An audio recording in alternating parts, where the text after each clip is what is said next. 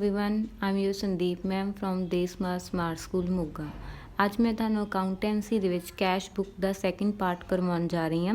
ਤਾਂ ਤੁਸੀਂ ਇਹ ਵੀਡੀਓ ਦੇਖਣ ਤੋਂ ਪਹਿਲਾਂ ਪਾਰਟ 1 ਨੂੰ ਜ਼ਰੂਰ ਇੱਕ ਵਾਰ ਦੁਬਾਰਾ ਤੋਂ ਦੇਖ ਲਿਓ, ਕਿਉਂਕਿ ਲਾਸਟ ਦੇ ਵਿੱਚ ਮੈਂ ਤੁਹਾਨੂੰ ਉਹਦੇ ਵਿੱਚ ਕੀ ਟਾਈਪਸ ਕਰਵਾਈਆਂ ਸੀ ਕੈਸ਼ ਬੁੱਕ ਦੀਆਂ। ਤਾਂ ਅੱਜ ਆਪਾਂ ਉਹੀ ਡਿਸਕਸ ਕਰਨਾ ਵਾ। ਇਹਦੇ ਵਿੱਚ ਆਪਾਂ ਸਿੰਗਲ ਕਾਲਮ ਕੈਸ਼ ਬੁੱਕ ਤੇ ਡਬਲ ਕਾਲਮ ਕੈਸ਼ ਬੁੱਕ ਬਾਰੇ ਡਿਸਕਸ ਕਰਾਂਗੇ। ਸੋ ਫਸਟ ਆਪਾਂ ਸਿੰਗਲ ਕਾਲਮ ਕੈਸ਼ ਬੁੱਕ ਬਾਰੇ ਡਿਸਕਸ ਕਰਦੇ ਹਾਂ। ਆਪਾਂ ਕੀ ਆ ਸਿੰਗਲ ਕਾਲਮ ਕੈਸ਼ ਬੁੱਕ ਦਾ ਜੋ ਹੈ ਫਾਰਮੈਟ, ਠੀਕ ਹੈ, ਉਹਨੂੰ ਦੇਖਦੇ ਹਾਂ। ਆਪਣੇ ਕੋਲੇ ਕੀ ਕੈਸ਼ ਬੁੱਕ ਦੇ ਵਿੱਚ ਆਪਾਂ ਦੋ ਸਾਈਡ ਬਣਾਵਾਂਗੇ, ਡੈਬਿਟ ਸਾਈਡ ਔਰ ਕ੍ਰੈਡਿਟ ਸਾਈਡ। ਡੈਬਿਟ ਸਾਈਡ ਤੇ ਇੱਕ ਆਪਣੇ ਕੋਲੇ ਡੇਟ ਵਾਲਾ ਕਾਲਮ ਹੋਏਗਾ, particulars, voucher number, LF means ledger folio, ਔਰ ਇੱਕ ਅਮਾਊਂਟ ਵਾਲਾ ਕਾਲਮ ਹੋਏਗਾ। ਇਸੇ ਤਰ੍ਹਾਂ ਕ੍ਰੈਡਿਟ ਸਾਈਡ ਵੀ ਸੇਮ ਡੇਟ ਵਾਲਾ ਕਾਲਮ ਹੋਏਗਾ, particulars, voucher number, LF and amount. ਦੋਨੋਂ ਸਾਈਡ ਦੇ ਵਿੱਚ ਆਪਾਂ ਕੀ ਆ ਉਹ ਟ੍ਰਾਂਜੈਕਸ਼ਨ ਪਾਵਾਂਗੇ ਜੋ ਕੈਸ਼ ਦੇ ਰਿਲੇਟਡ ਹੋਣਗੀਆਂ।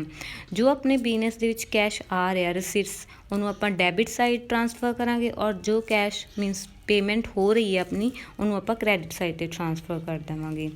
ਹੁਣ ਆਪਾਂ ਕੀ ਆ ਜੋ ਟ੍ਰਾਂਜੈਕਸ਼ਨ ਆਪਣੀਆਂ ਸਾਰੀਆਂ ਹੋ ਜਾਣਗੀਆਂ ਤਾਂ ਆਪਾਂ ਐਂਡ 'ਤੇ ਦੋਨੋਂ ਸਾਈਡ ਮੀਨਸ ਡੈਬਿਟ ਔਰ ਕ੍ਰੈਡਿਟ ਸਾਈਡ ਆਪਣੀ ਇਕੁਅਲ ਆਉਣੀ ਚਾਹੀਦੀ ਆ।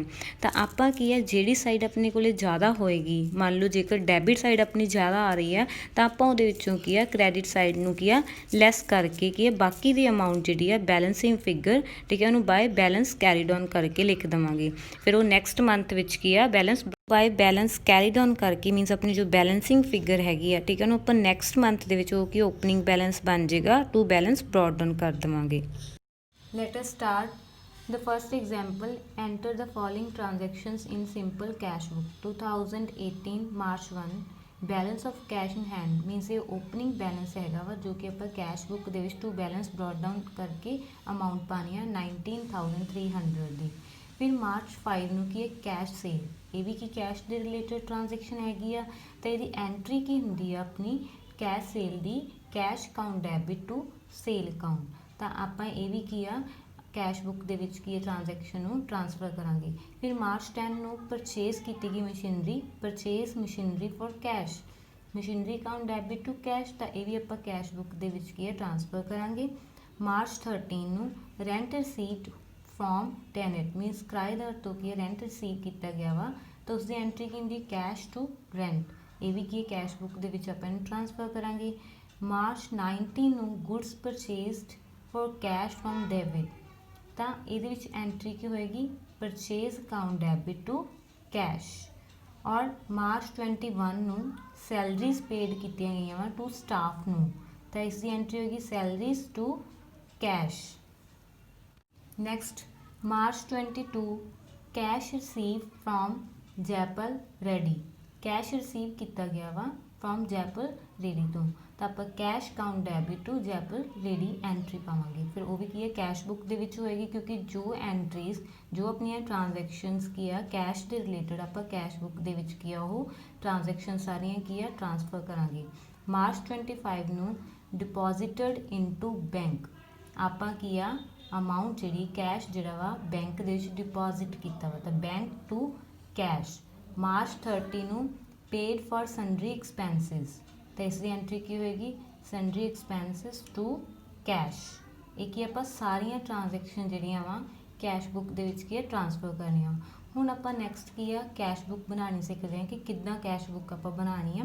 ਤੁਹਾਨੂੰ ਫਾਰਮੈਟ ਤਾਂ ਪਹਿਲਾਂ ਸਿਖਾ ਹੀ ਦਿੱਤਾ ਗਿਆ ਵਾ, ਉਸ ਫਾਰਮੈਟ ਦੇ ਹੈਲਪ ਨਾਲ ਆਪਾਂ ਸਾਰੀਆਂ ਟ੍ਰਾਂਜੈਕਸ਼ਨ ਕੀ ਆ ਉਹਦੇ ਵਿੱਚ ਐਂਟਰ ਕਰਨੀਆਂ। ਹੁਣ ਆਪਾਂ ਕੈਸ਼ ਬੁੱਕ ਜਿਹੜੀ ਹੈਗੀ ਆ ਬਣਾਉਣ ਜਾ ਰਹੇ ਹਾਂ। ਤਾਂ ਜੋ ਆਪਾਂ ਟ੍ਰਾਂਜੈਕਸ਼ਨ ਰੀਡ ਕੀਤੀਆਂ ਸੀ ਹੁਣ ਆਪਾਂ ਉਹ ਕੈਸ਼ ਬੁੱਕ ਦੇ ਵਿੱਚ ਕੀ ਆ ਟ੍ਰਾਂਸਫਰ ਕਰਨੀਆਂ ਵਾ। ਤਾਂ ਆਪਾਂ ਫਸਟ ਜਿਹੜੀ ਦੇਖਦੇ ਹਾਂ, ਫਸਟ ਜਿਹੜੀ ਆਪਣੀ ਕਿਹੜੀ ਸੀਗੀ transaction balance of cash in hand 19,300। ਇਹਦੇ ਵਿੱਚ ਆਪਾਂ ਡੇਟ ਪਾਣੀ ਬਹੁਤ ਜ਼ਰੂਰੀ ਹੁੰਦੀ ਆ। ਮਾਰਚ 1 ਨੂੰ ਕੀ ਆ ਆਪਣੇ ਕੋਲੇ ਓਪਨਿੰਗ ਬੈਲੈਂਸ ਹੈਗਾ ਵਾ ਜਿਹਨੂੰ ਆਪਾਂ ਟੂ ਬੈਲੈਂਸ ਬਰੋਟ ਡਾਊਨ ਕਰਕੇ ਕੀ ਆ ਅਮਾਊਂਟ ਪਾ ਦਾਂਗੇ 19,300 ਨਾਲ। ਹੁਣ ਨੈਕਸਟ ਆਪਣੀ ਟ੍ਰਾਂਜੈਕਸ਼ਨ ਸੀਗੀ ਦੇਖੋ ਮਾਰਚ 5 ਨੂੰ ਕੈਸ਼ ਸੇਲਸ 16,500 ਦੀ। ਤਾਂ ਇਹਦੀ ਐਂਟਰੀ ਮੈਂ ਤੁਹਾਨੂੰ ਹੁਣੇ ਦੱਸ ਕੇ ਹਟੀ ਹਾਂ ਕਿ ਐਂਟਰੀ ਕੀ ਹੁੰਦੀ ਹੈ, ਤੁਹਾਨੂੰ ਸਭ ਨੂੰ ਵੀ ਪਤਾ ਕਿਉਂਕਿ ਆਪਾਂ ਆਲਰੇਡੀ ਜਰਨਲ ਲੈਜਰ ਕਰ ਚੁੱਕੇ ਹਾਂ। ਕੈਸ਼ ਸੇਲ ਦੀ ਐਂਟਰੀ ਹੁੰਦੀ cash account debit to sale. ਤਾਂ ਆਪਾਂ ਕੈਸ਼ ਬੁੱਕ ਦੇ ਵਿੱਚ ਕੀ ਹੈ ਸਭ ਤੋਂ ਪਹਿਲਾਂ ਕੀ ਆ ਡੈਬਿਟ, ਤਾਂ ਆਪਾਂ ਡੈਬਿਟ ਸਾਈਡ 'ਤੇ ਕੀ ਆ ਟੂ ਸੇਲ ਅਕਾਊਂਟ 16,500 ਦੇ ਨਾਲ ਅਮਾਊਂਟ ਕੀ ਆ ਟ੍ਰਾਂਸਫਰ ਕਰ ਦਾਂਗੇ। ਹੁਣ ਆਪਣੀ ਜਿਹੜੀ ਥਰਡ ਟ੍ਰਾਂਜੈਕਸ਼ਨ ਦੇਖਦੇ ਹਾਂ। थर्ड हैगी है मार्च 10 ਨੂੰ परचेज मशीनरी फॉर कैश 6300। ਇਹਦੀ ਐਂਟਰੀ ਕੀ ਹੁੰਦੀ ਹੈ machinery account debit to cash. ਤਾਂ ਆਪਾਂ ਕੈਸ਼ ਬੁੱਕ ਦੇ ਵਿੱਚ ਕੀ ਆ ਬਾਈ ਮਸ਼ੀਨਰੀ, ਠੀਕ ਹੈ, ਮਾਰਚ 10 ਨੂੰ ਬਾਈ ਮਸ਼ੀਨਰੀ ਅਕਾਊਂਟ 6300 ਦੀ ਅਮਾਊਂਟ ਕੀ ਆ ਟ੍ਰਾਂਸਫਰ ਕਰ ਦੇਣੀ ਆ। ਹੁਣ ਨੈਕਸਟ ਆਪਾਂ ਐਂਟਰੀ ਦੇਖਦੇ ਹਾਂ ਮਾਰਚ 13 ਨੂੰ ਰੈਂਟ ਜੋ ਰਿਸੀਵ ਹੋਇਆ ਵਾ ਫਰੋਮ ਟੇਨਰ ਤੋਂ, ਤੇ ਇਹਦੀ ਐਂਟਰੀ ਕੀ ਹੁੰਦੀ ਹੈ cash account debit to rent. ਤਾਂ ਆਪਾਂ ਕੈਸ਼ ਬੁੱਕ ਦੇ ਵਿੱਚ ਕੀ ਹੈਗਾ ਇਹਨੂੰ ਡੈਬਿਟ ਸਾਈਡ ਤੇ ਮੀਨਸ ਮਾਰਚ 13 ਲਿਖ ਕੇ ਡੈਬਿਟ ਸਾਈਡ ਤੇ ਆਪਾਂ ਕੀ ਆ ਟੂ ਰੈਂਟ ਅਕਾਊਂਟ ਕੀ ਲਿਖਾਂਗੇ 3000 ਦਾ, ਟੂ ਰੈਂਟ ਅਕਾਊਂਟ 3000। ਹੁਣ ਨੈਕਸਟ ਆਪਣੀ ਜੋ ਐਂਟਰੀ ਹੈਗੀ ਆਪਾਂ ਦੇਖਦੇ ਹਾਂ ਮਾਰਚ 19 ਨੂੰ goods purchase for cash from debit purchase account debit to cash. तो आप कैश बुक दे विच की बाय परचेज मार्च 19 ਨੂੰ बाय परचेज अकाउंट लिख के की अमाउंट कितनी है 9000 ਦੇ ਨਾਲ ਕੀ ट्रांसफर कर देनी है। ਹੁਣ नैक्सट जी हैगी अपनी मार्च 21 ਨੂੰ सैलरीज पेड ਹੋਈਆਂ ਵਾ टू स्टाफ ਨੂੰ salaries account debit to cash. तो आप कैश बुक दे विच की बाय सैलरीज अकाउंट मार्च 21 ਨੂੰ बाय सैलरीज अकाउंट 5000 ਦੀ अमाउंट की ट्रांसफर कर देंगे। नैक्सट है March 22 cash receive from Jaipal Reddy cash account debit to Jaipal Reddy. ਇਹਦੀ ਐਂਟਰੀ ਇਹ ਹੁੰਦੀ ਆ। ਤਾਂ ਆਪਾਂ ਕੈਸ਼ ਬੁੱਕ ਦੇ ਵਿੱਚ ਕੀ ਹੈਗਾ ਵਾ ਟੂ ਜੈਪਲ ਰੇਡੀ ਮਾਰਚ 22 ਨੂੰ ਕੀ ਆ ਉਹਦੀ ਐਂਟਰੀ ਪਾਵਾਂਗੇ ਅਮਾਊਂਟ ਹੈਗੀ ਹੈ 8000 ਦੇ ਨਾਲ। ਹੁਣ ਆਪਣੀ ਜਿਹੜੀ ਨੈਕਸਟ ਐਂਟਰੀ ਹੈਗੀ ਆ ਨੈਕਸਟ ਐਂਟਰੀ ਹੈ ਮਾਰਚ 25 ਨੂੰ deposited into bank account debit to cash ਇਹਦੀ ਐਂਟਰੀ ਹੁੰਦੀ ਆ।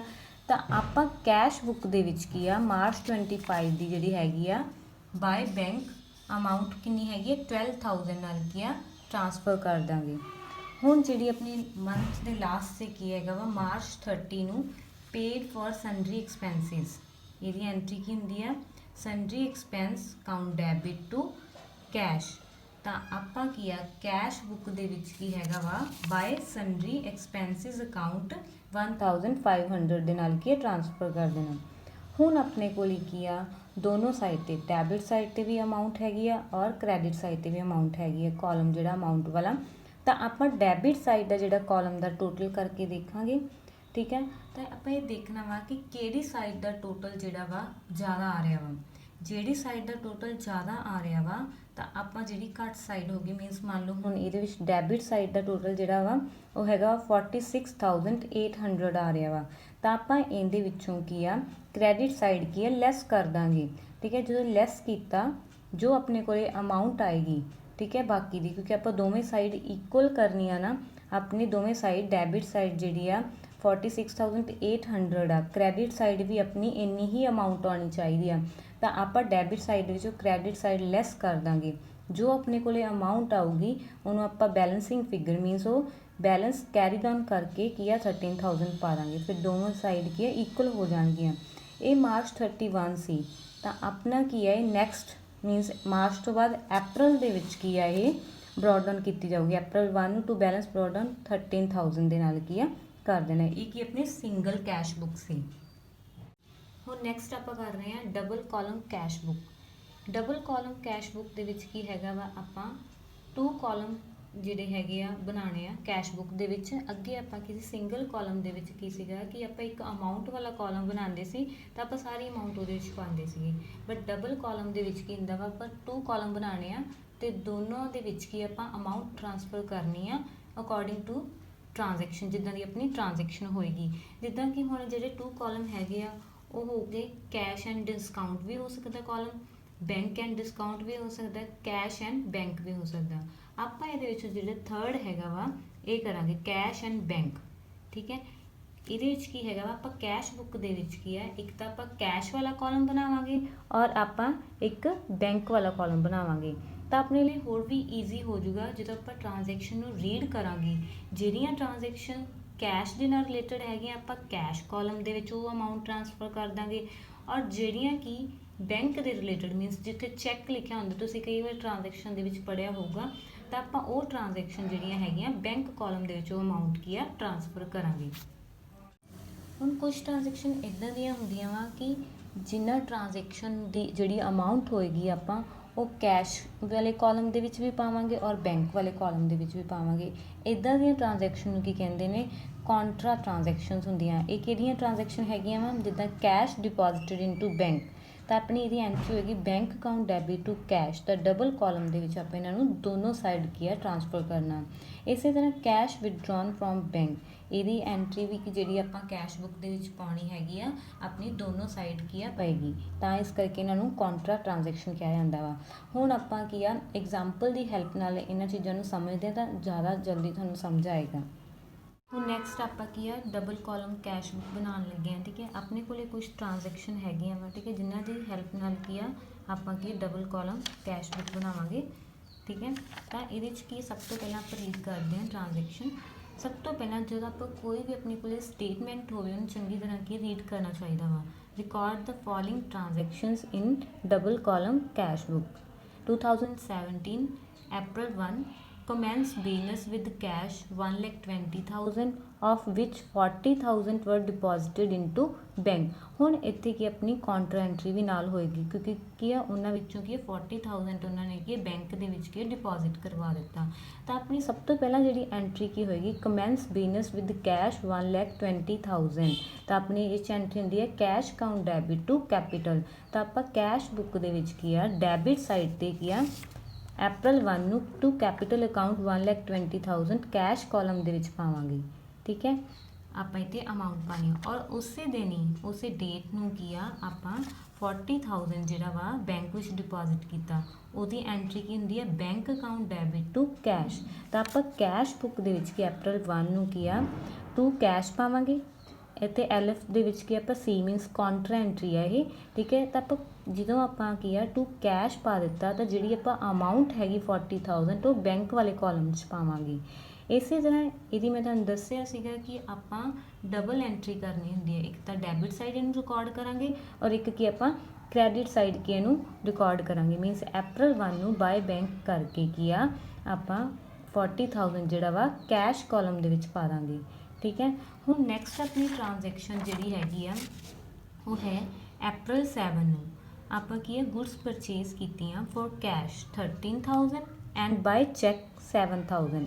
ਆਪਾਂ ਕੁਛ ਗੁੱਡਸ ਜਿਹੜੀਆਂ ਪਰਚੇਜ਼ ਕੀਤੀਆਂ ਉਹ ਇੱਕ ਤਾਂ ਕੈਸ਼ ਵਾਲੀ ਹੋਏਗੀ ਆਪਣੀ ਐਂਟਰੀ ਔਰ ਇੱਕ ਚੈੱਕ ਮੀਨਸ ਬੈਂਕ ਵਾਲੀ ਹੋਏਗੀ। ਤਾਂ ਆਪਣੀ ਐਂਟਰੀ ਕੀ ਹੁੰਦੀ ਹੈਗੀ ਆ ਪਰਚੇਜ਼ ਗੁੱਡਸ ਹੈਗੀਆਂ ਤਾਂ ਗੁੱਡਸ ਟੂ ਕੈਸ਼ ਜਾਂ ਫਿਰ ਬੈਂਕ। ਤਾਂ ਆਪਾਂ ਕੀ ਆ ਇਸ ਐਂਟਰੀ ਨੂੰ ਬਾਏ ਪਰਚੇਜ਼ਸ ਅਕਾਊਂਟ ਜਿਹੜਾ ਆਪਾਂ ਕੈਸ਼ ਨਾਲ ਪਰਚੇਜ਼ ਕੀਤੇ 13,000 ਕੈਸ਼ ਵਾਲੇ ਕਾਲਮ ਵਿੱਚ ਪਾ ਦਾਂਗੇ ਔਰ 7,000 ਜਿਹੜੇ ਚੈੱਕ ਵਾਲੀ ਸੀ ਉਹ ਕੀ ਹੈ ਬੈਂਕ ਵਾਲੇ ਕਾਲਮ 'ਚ ਪਾ ਦਾਂਗੇ। ਹੁਣ ਨੈਕਸਟ ਆਪਣੀ ਐਂਟਰੀ ਹੈਗੀ ਆ April 11 ਨੂੰ insurance premium paid by cheque. ਤਾਂ ਇਹਦੀ ਐਂਟਰੀ ਕੀ ਹੁੰਦੀ ਹੈ insurance premium account debit to cheque ਹੈ ਤਾਂ ਆਪਾਂ ਬੈਂਕ ਲਿਖਾਂਗੇ। ਠੀਕ ਹੈ, ਅਗਰ ਕੈਸ਼ ਹੁੰਦਾ ਤਾਂ ਆਪਾਂ ਕੈਸ਼ ਲਿਖਣਾ ਸੀਗਾ। ਤਾਂ ਆਪਾਂ April 11 ਨੂੰ ਕੀ ਆ ਬਾਏ ਇੰਸ਼ੋਰੈਂਸ ਪ੍ਰੀਮੀਅਮ ਅਕਾਊਂਟ, ਠੀਕ ਹੈ, ਆਪਾਂ ਬੈਂਕ ਵਾਲੇ ਕਾਲਮ ਦੇ ਵਿੱਚ ਕਿੰਨੀ ਅਮਾਊਂਟ ਪਾ ਦਾਂਗੇ 12,500 ਨਾਲ। ਹੁਣ ਨੈਕਸਟ ਐਂਟਰੀ ਹੈਗੀ ਹੈ April 16 ਦੀ cash withdrawn from bank for office use. ਹੁਣ ਆਪਾਂ ਕੀ ਹੈ ਕੈਸ਼ ਜਿਹੜਾ ਕਢਵਾ ਲਿਆ ਹੋਇਆ ਵਾ ਬੈਂਕ ਦੇ ਵਿੱਚੋਂ ਆਫਿਸ ਯੂਜ਼ ਲਈ। ਹੁਣ April 16 ਨੂੰ ਕੀ ਆ ਆਪਾਂ ਇੱਕ ਆਫਿਸ ਯੂਜ਼ ਲਈ ਕਿ ਆਪਾਂ ਕੈਸ਼ ਕੀ ਆ ਕਢਵਾਇਆ ਮੀਨਸ ਵਿਦਡਰਾਲ ਕਰਵਾਇਆ ਵਾ। ਤਾਂ ਆਪਣੀ ਇਹਦੀ ਐਂਟਰੀ ਕੀ ਹੋਏਗੀ ਫਿਰ cash account debit to bank. ਤਾਂ ਜੇਕਰ ਹੁਣ ਇਹ cash account debit to bank ਹੈ ਇਹ ਕੀ ਕਾਊਂਟਰ ਐਂਟਰੀ ਹੈ, ਇਟ ਮੀਨਸ ਇਹ ਡੈਬਿਟ ਸਾਈਡ ਵੀ ਪਏਗੀ ਔਰ ਕ੍ਰੈਡਿਟ ਸਾਈਡ ਵੀ ਪਏਗੀ। ਡੈਬਿਟ ਸਾਈਡ 'ਤੇ ਕੀ ਆਪਾਂ ਟੂ ਬੈਂਕ ਕਰਕੇ ਠੀਕ ਹੈ ਟੂ ਬੈਂਕ ਲਿਖਾਂਗੇ ਆਪਾਂ 4,500 ਦਾ, ਬਟ ਜਿਹੜੀ ਅਮਾਊਂਟ ਪਾਵਾਂਗੇ ਆਪਾਂ ਕੈਸ਼ ਵਾਲੇ ਕਾਲਮ 'ਚ ਪਾਵਾਂਗੇ। ਇਸੇ ਤਰ੍ਹਾਂ April 16 ਨੂੰ ਆਪਾਂ ਕ੍ਰੈਡਿਟ ਸਾਈਡ 'ਤੇ ਬਾਏ ਕੈਸ਼ ਔਰ ਜਿਹੜੀ ਇਹਦੀ ਅਮਾਊਂਟ ਹੈਗੀ ਆ ਉਹ ਆਪਾਂ ਕੀ ਆ ਬੈਂਕ ਵਾਲੇ ਕਾਲਮ ਵਿੱਚ ਪਾਵਾਂਗੇ 4,500 ਦੀ। ਹੁਣ ਜੋ ਨੈਕਸਟ ਐਂਟਰੀ ਹੈਗੀ ਆ ਉਹ ਹੈ April 27 ਨੂੰ cash withdrawn from bank for personal use 4,400 ਦਾ। ਹੁਣ ਇਹ ਕੀ ਆ ਐਂਟਰੀ ਸੇਮ ਹੈਗੀ ਆਪਣੀ April 16 ਨਾਲ, ਬਟ ਉਹ ਜਿਹੜਾ ਆਪਾਂ ਕੈਸ਼ ਕਢਵਾਇਆ ਸੀ ਉਹ ਆਫਿਸ ਯੂਜ਼ ਲਈ ਸੀ ਔਰ ਜਿਹੜਾ 27 ਨੂੰ ਆਪਾਂ ਕੈਸ਼ ਕਢਵਾਇਆ ਉਹ ਫਿਰ ਪਰਸਨਲ ਯੂਜ਼ ਲਈ ਆ। ਅਗਰ ਪਰਸਨਲ ਯੂਜ਼ ਆ ਗਿਆ ਤਾਂ ਆਪਾਂ ਕੀਤਾ ਸੀਗਾ ਟਰਮਸ ਵੀ ਪੜ੍ਹੀਆਂ ਸੀਗੀਆਂ ਕਿ ਆਪਾਂ ਡਰਾਇੰਗ ਅਕਾਊਂਟ ਲਿਖਾਂਗੇ। ਤਾਂ ਇਹਦੇ ਵਿੱਚ ਐਂਟਰੀ ਕੀ ਹੋਏਗੀ, drawing account debit to cash. ਤਾਂ ਆਪਾਂ April 27 ਨੂੰ ਕੀ ਆ ਬਾਈ ਡਰਾਇੰਗਸ ਲਿਖ ਕੇ, ਠੀਕ ਹੈ, ਤਾਂ ਆਪਾਂ ਬੈਂਕ ਦੇ ਵਿੱਚ ਪਾ ਦਾਂਗੇ 4400 ਨਾਲ। ਹੁਣ ਜੋ ਨੈਕਸਟ ਐਂਟਰੀ ਹੈ ਉਹ ਹੈਗੀ, ਹੁਣ ਨੈਕਸਟ ਹੈ April 30 ਨੂੰ ਟ੍ਰਾਂਜੈਕਸ਼ਨ ਬੈਂਕ ਚਾਰਜਿਸ ₹200 ਦੀ। ਇਹਦੀ ਐਂਟਰੀ ਹੁੰਦੀ ਹੈ bank charges account debit to bank. ਤਾਂ ਆਪਾਂ ਕੈਸ਼ ਬੁੱਕ ਦੇ ਵਿੱਚ ਕੀ ਆ ਕ੍ਰੈਡਿਟ ਸਾਈਡ 'ਤੇ ਆ April 30 ਨੂੰ ਬਾਏ ਬੈਂਕ ਚਾਰਜਿਸ ਲਿਖ ਕੇ ਬੈਂਕ ਵਾਲੇ ਕਾਲਮ ਵਿੱਚ 200 ਕੀ ਆ ਟ੍ਰਾਂਸਫਰ ਕਰ ਦਾਂਗੇ। ਹੁਣ ਆਪਾਂ ਕੀ ਜਿੱਦਾਂ ਸਿੰਗਲ ਕਾਲਮ ਕੈਸ਼ ਬੁੱਕ ਦੇ ਵਿੱਚ ਕੀ ਸੀਗਾ ਕਿ ਦੋਨੋਂ ਸਾਈਡ ਨੂੰ ਇਕੁਅਲ ਕਰਦੇ ਸੀ, ਇਸੇ ਤਰ੍ਹਾਂ ਆਪਾਂ ਡਬਲ ਕਾਲਮ ਕੈਸ਼ ਬੁੱਕ ਦੇ ਵਿੱਚ ਕੀ ਆ ਦੋਨੋਂ ਸਾਈਡ ਨੂੰ ਕੀ ਆ ਇਕੁਅਲ ਕਰਨਾ ਵਾ। ਸਭ ਤੋਂ ਪਹਿਲਾਂ ਕੀ ਆਪਾਂ ਕੈਸ਼ ਕਾਲਮ ਜਿਹੜਾ ਹੈਗਾ ਵਾ ਆਪਣੀ ਦੋਨੋਂ ਸਾਈਡ ਜਿਹੜੀਆਂ ਵਾ ਇਕੁਅਲ ਹੋਣੀਆਂ ਚਾਹੀਦੀਆਂ ਵਾ। ਜਿੱਦਾਂ ਕਿ ਹੁਣ ਕੈਸ਼ ਕਾਲਮ ਦਾ ਆਪਾਂ ਇਹ ਦੇਖਾਂਗੇ ਕਿ ਕਿਹੜੀ ਸਾਈਡ ਜਿਹੜੀ ਹੈ ਜ਼ਿਆਦਾ ਹੈਗੀ ਆ। ਹੁਣ ਇਹਦੇ ਵਿੱਚ ਆਪਣੇ ਕੋਲੇ ਡੈਬਿਟ ਸਾਈਡ ਜਿਹੜੀ ਕੈਸ਼ ਕਾਲਮ ਦੀ ਆ ਜ਼ਿਆਦਾ ਵਾ, ਉਹ ਹੈਗੀ ਕਿੰਨੀ ਆ 1,24,500। ਤਾਂ ਆਪਾਂ ਇਹਦੇ ਵਿੱਚੋਂ ਕੀ ਹੈ ਕੈਸ਼ ਕਾਲਮ ਦੀ ਜਿਹੜੀ ਕ੍ਰੈਡਿਟ ਸਾਈਡ ਆ ਉਹ ਲੈਸ ਕਰ ਦਾਂਗੇ, ਤਾਂ ਆਪਣੇ ਕੋਲੇ ਬਾਕੀ ਦਾ ਬੈਲੈਂਸ ਕਿੰਨਾ ਆ ਜਾਊਗਾ 71,500। ਇਸੇ ਤਰ੍ਹਾਂ ਆਪਾਂ ਬੈਂਕ ਕਾਲਮ ਦਾ ਵੀ ਦੇਖਾਂਗੇ ਕਿ 40,000 ਹੈਗਾ ਵਾ ਜਿਹੜਾ ਜ਼ਿਆਦਾ ਵਾ, ਠੀਕ ਹੈ, ਤਾਂ ਆਪਾਂ ਕ੍ਰੈਡਿਟ ਸਾਈਡ ਇਹਦੇ ਵਿੱਚੋਂ ਲੈਸ ਕਰ ਦੇਵਾਂਗੇ ਤਾਂ ਆਪਣੇ ਕੋਲੇ ਬੈਲੈਂਸ ਕਿੰਨਾ ਆਏਗਾ 11,400। ਤਾਂ ਆਪਾਂ ਕੀ ਇਹਨਾਂ ਦੀਆਂ ਸਾਰੀਆਂ ਸਾਈਡਸ ਜਿੱਦਾਂ ਕੈਸ਼ ਵਾਲੀ ਆ ਉਹ ਵੀ ਇਕੁਅਲ ਕਰ ਲਈ ਔਰ ਬੈਂਕ ਵਾਲੀ ਵੀ ਇਕੁਅਲ ਕਰ ਲਈ।